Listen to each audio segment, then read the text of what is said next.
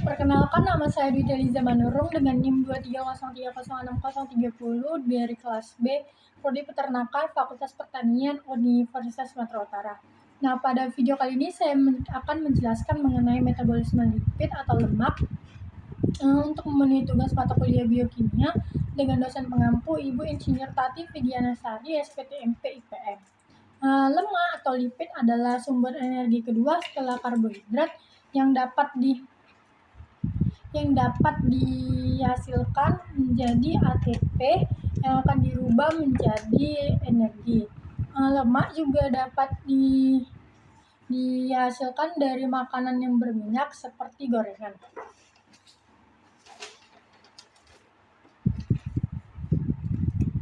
Lemak atau TGA, triacylglycerol, akan melewati proses yang namanya lipolisis.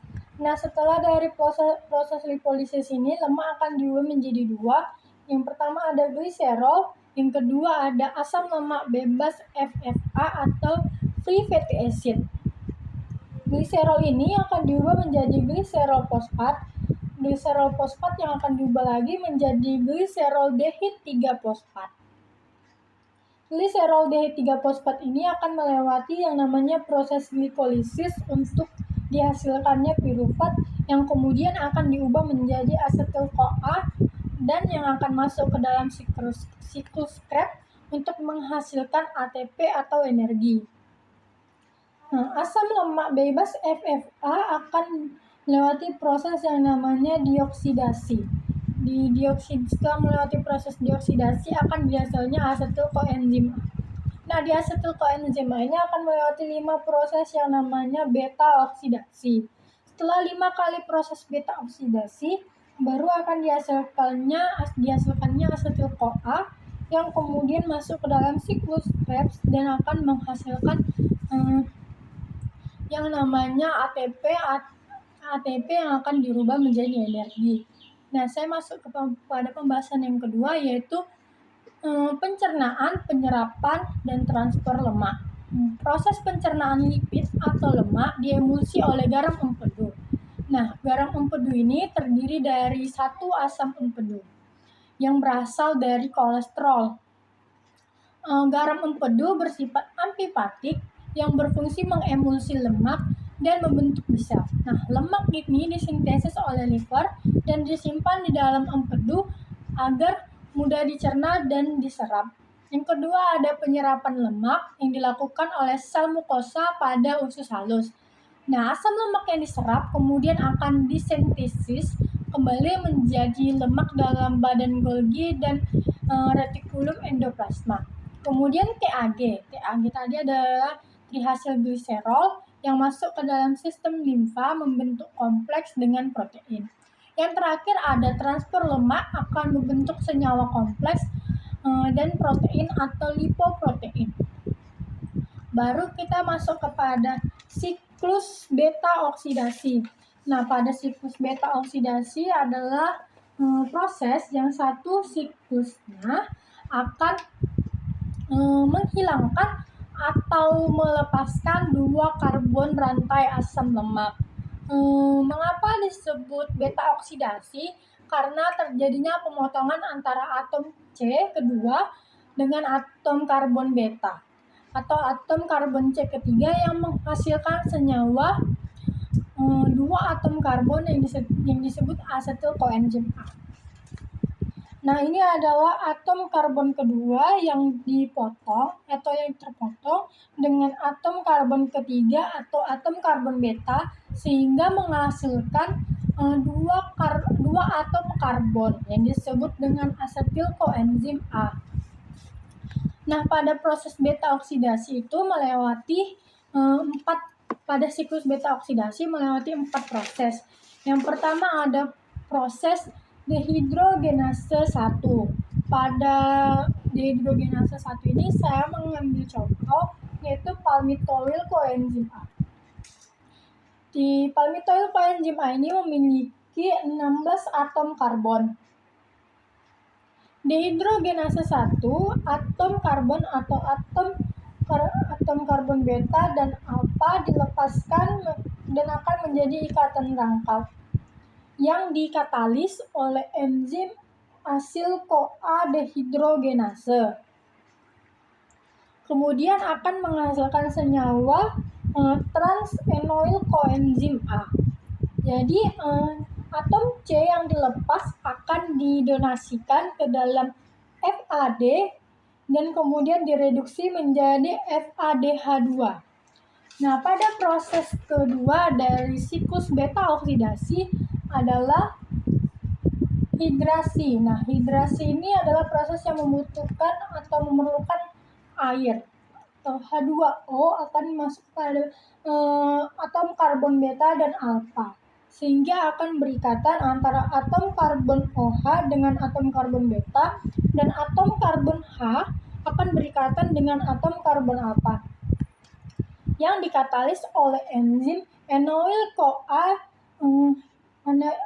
anoyl-CoA hidratase yang kemudian akan menghasilkan senyawa hidroksi asil koenzim A. Nah, pada proses ketiga yaitu dehidrogenase 2. Di dehidrogenase 2 ini atom beta dan alfa dipisahkan sehingga akan menghasilkan ikatan rangkap. Nah, atom karbon yang dilepas ini akan masuk ke dalam NAD. Setelah masuk ke dalam NAD akan direduksi menjadi NADH dan dikatalis dengan enzim hidroksi asil CoA dehidrogenase dan akan menghasilkan senyawa keton asil koenzim A. Nah, pada proses terakhir atau proses keempat dalam siklus beta oksidasi, yang keempat ada tiolisis. Nah, tiolisis ini di mana memerlukan atau membutuhkan koenzim A yang akan dikatalis oleh enzim tiolase. Keton asil CoA adalah molekul yang simetris. Karena molekul simetris ini dapat dibagi menjadi dua. Yang pertama ada myristoyl koenzim A yang mempunyai 14 atom karbon. Baru yang kedua ada asetil koenzim A. Nah, di myristoyl koenzim A ini akan melewati proses yang namanya beta oksidasi. Setelah melewati proses beta oksidasi baru didapatkannya 8 asetil koenzim A. Nah, setelah semua proses pada siklus beta oksidasi sudah saya jelaskan, dapat disimpulkan bahwasanya hasil akhir dari siklus beta oksidasi adalah 8 asetil CoA, 7 NADH, serta 7 FADH2. Sekarang saya akan masuk kepada penjelasan terakhir, yaitu biosintesis lemak atau lipid. Di biosintesis lipid ini terdapat 3 tahap.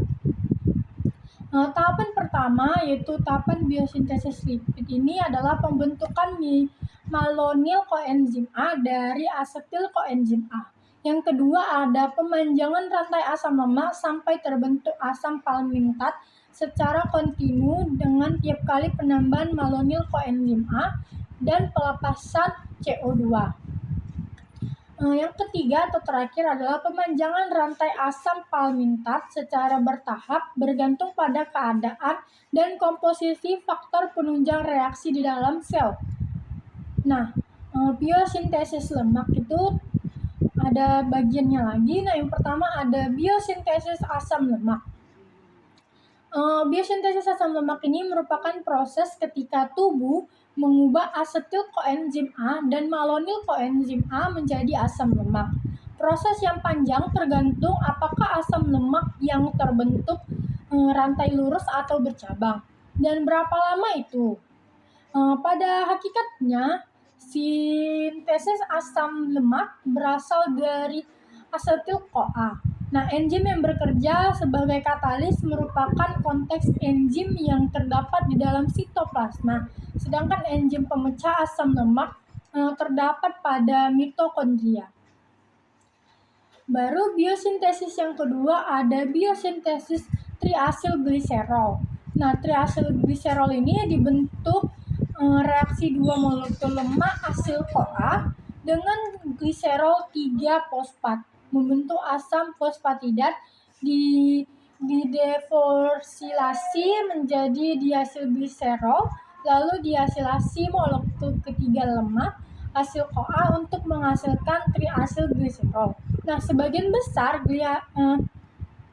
gliserol 3-fosfat dari glycolytic intermediate dihidroksiase 1-phosphate atau DHAP melalui tahap gliserol 3-fosfat dehidrogenase.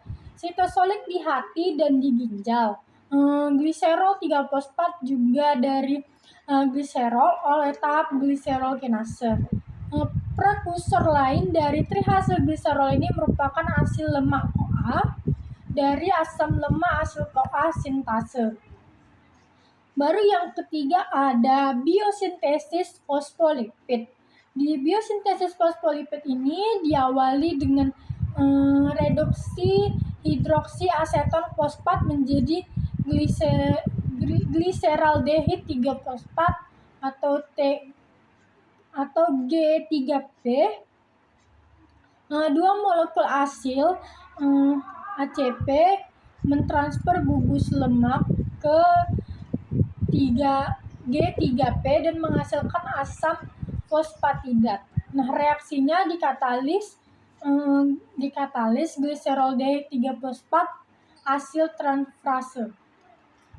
Baru yang terakhir ada biosintesis kolesterol dan steroid. Nah, kolesterol seperti asam lemak rantai panjang dibuat dari asetil CoA, tetapi perakitan kolesterol sangat berbeda dari asam lemak rantai panjang. Sekian dulu penjelasan dari saya, kurang lebihnya saya mohon maaf. Terima kasih. Thanks for watching.